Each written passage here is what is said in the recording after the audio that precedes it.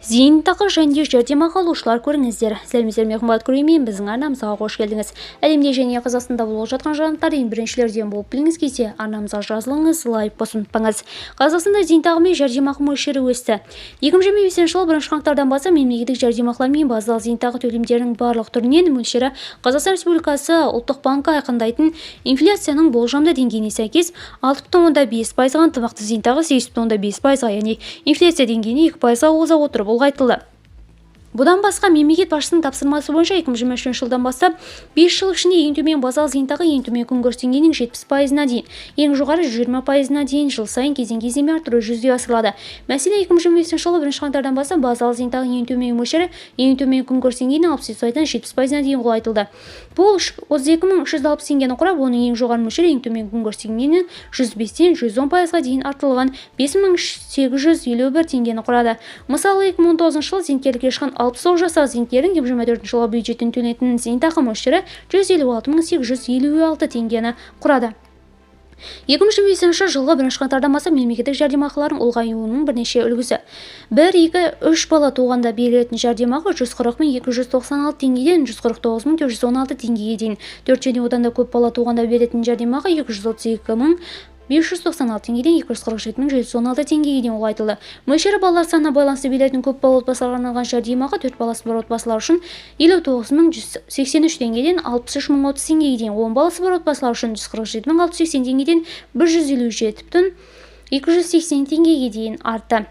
Сондай-ақ мемлекеттік сақтандыру қорынан асыраушысынан айырылу және еңбек қабілеттілігінен айырылу бойынша төлемдер мөлшері 6,5%-ға артты. Жәрдемақы мен зейнетақы кім қандай төлем алады? 2025 жылы 1 қаңтардан бастап әлеуметтік төлемдер көлемі өсті. Оның ішінде жәрдемақы мен зейнетақы мөлшері ұлғайтылды. Халықты әлеуметтік қорғау саласындағы реттеу және бақылау комитеті Жамбыл облысы бойынша департамент басшысы Аслан Оразбеков кімге қандай жәрдемақы мен зейнетақы төленетінін түсіндірді. 2025 жылғы 1 қаңтардағы жағдай бойынша Жамбыл облысы бойынша ортақ зейнетақы алушылардың жалпы саны 139.181 адам, базалық зейнетақы алушылардың саны 132.684 адам.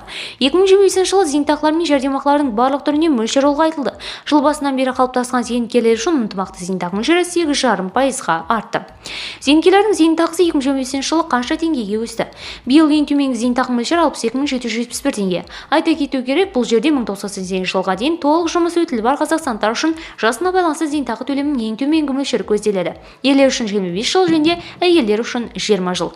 Базалық зейнетақы мөлшері ең төмен күнкөріс деңгейінің жыл сайын өсуін, сондай-ақ мемлекет басшысының тапсырмасы бойынша оның ең төмен мөлшерінің ең төмен күнкөріс деңгейінің 60%-дан 70%-на дейін есептеу тәртібінің өзгеруін ескере отырып өсті.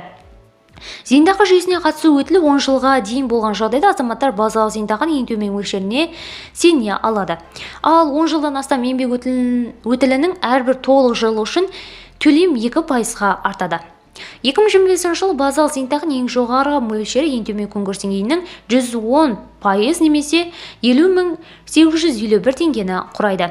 Бір айлық есептік көрсеткіш 3.932 теңгеге тең. 2025 жылы айлық есептік көрсеткіш ұлғайып 3.932 теңгені құрады. Ол жәрдемақылар мен басқа да әлеуметтік төлемдерді есептеу үшін, сондай-ақ айыппұлдар, салықтар және басқа төлемдерді қолдану үшін қолданылады.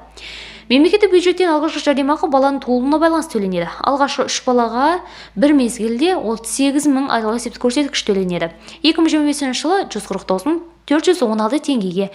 Видеомыз кеңінен таралу үшін лайк басып жақындарыңызға таратып қоюды ұмытпаңыз, қымбатты көрермен. Алайда жақсылық тарату, оны жасаумен тең екенін ұмытпайық.